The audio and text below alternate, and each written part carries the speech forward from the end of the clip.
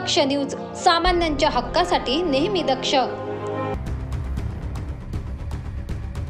गेल्या काही दिवसापासून मुंबई साखळी बॉम्बस्फोटातील आरोपी अबू सालेम हा नाशिक रोड कारागृहात बंदिस्त होता। सुरक्षेच्या कारणास्तव त्याला तळोजा कारागृहातून नाशिक रोड कारागृहात आणण्यात आले होते। मात्र आता त्याला कारागृहातून हलवल्याची बातमी समोर येते। मध्यरात्रीच्या सुमारास अबू सालेमला न्यायालयीन कामकाजासाठी कडेकोट बंदोबस्तात रेल्वेने नेण्यात आले आहे। तर अबू सालेमची उद्या कोर्टात सुनावणी होणार असल्याकारणाने नाशिक रोडच्या जेल रोड परिसरातून रेल्वे स्टेशनपर्यंत पोलिसांचा मोठा फौजफाटा तैनात करण्यात आला होता।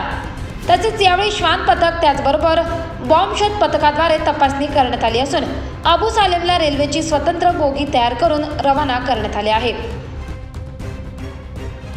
दिनेश पगारे, दक्ष न्यूज, नाशिक रोड, नाशिक।